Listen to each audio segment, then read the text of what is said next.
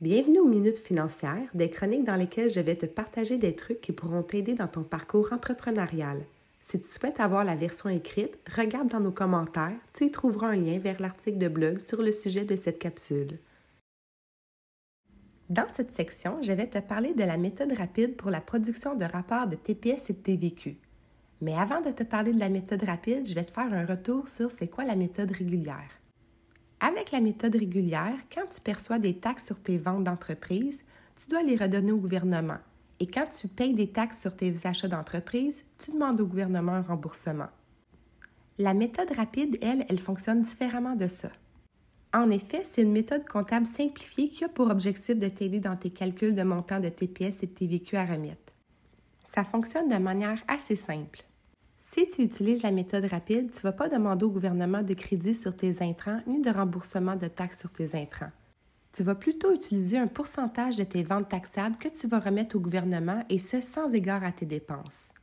Avec la méthode rapide, ce n'est pas nécessaire de prendre en compte tes dépenses parce que le pourcentage des versements y est réduit pour prendre en considération l'impact de tes dépenses.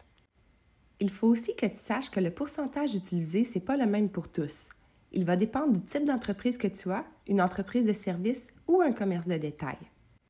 Si tu utilises un logiciel comptable, prends en note qu'il va être probablement en mesure de te produire un rapport de taxes selon la méthode rapide.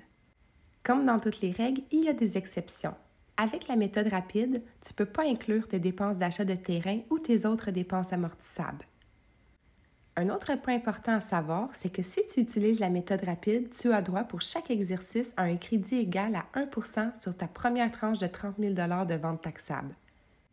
Regardons maintenant les critères d'admissibilité. Pour avoir droit d'utiliser la méthode rapide, tu ne dois pas figurer sur la liste d'exceptions et tu dois avoir un revenu sous la limite annuelle imposée. Pour plus de détails sur les limites annuelles, n'hésite pas à nous contacter.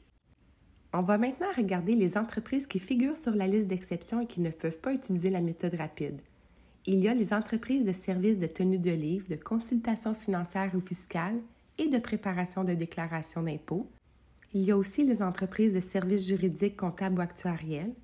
Il y a les institutions financières désignées qui ne peuvent pas utiliser la méthode rapide, les organismes de bienfaisance, les institutions publiques, les organismes à but non lucratif, OBNL, ayant au moins 40% de financement public, les municipalités ou administrations locales désignées comme des municipalités, les collèges publics, administrations scolaires et universités établies et administrées à des fins non lucratives, et finalement les administrations hospitalières, exploitants d'établissements ou fournisseurs externes. L'inconvénient d'utiliser la méthode rapide, c'est que la partie des taxes perçues non remises par suite de l'utilisation de cette méthode, elle doit être incluse dans le calcul de ton revenu annuel. Pour bien comprendre, on va prendre pour exemple que tu as une entreprise de service. Tu as 2 500 de revenus et 500 $ de dépenses.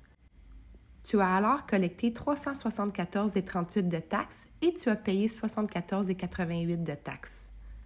Avec la méthode régulière, tu dois 299,50 à Revenu Québec, soit 374,38 moins 74,88. Avec la méthode rapide, tu dois remettre 255 à Revenu Québec, soit 10,2% multiplié par 2 500 $. Tu encaisses donc un revenu supplémentaire de 44,50, soit 299,50 moins 255. Ce 44,50 doit être ajouté à ta déclaration de revenus annuel. Regardons maintenant pour quel type d'entreprise la méthode rapide est-elle recommandée. En général, la méthode rapide convient bien aux entreprises ayant peu de dépenses. Si tu veux faire des calculs et des estimations pour savoir si ça vaut la peine pour toi, tu peux utiliser l'outil Méthode rapide de comptabilité dont tu trouveras le lien en commentaire. Finalement, tu dois prendre en considération que tu dois absolument remplir le formulaire FP 2074 avant d'utiliser la méthode rapide. Autrement, Revenu Québec peut t'obliger à recommencer tes rapports de taxes.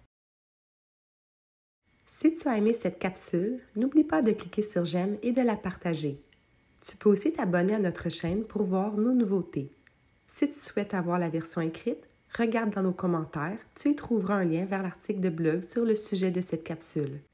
Si tu souhaites obtenir un rendez-vous avec notre équipe pour une analyse gratuite de tes besoins et une soumission, regarde dans nos commentaires, tu y trouveras un lien pour réserver.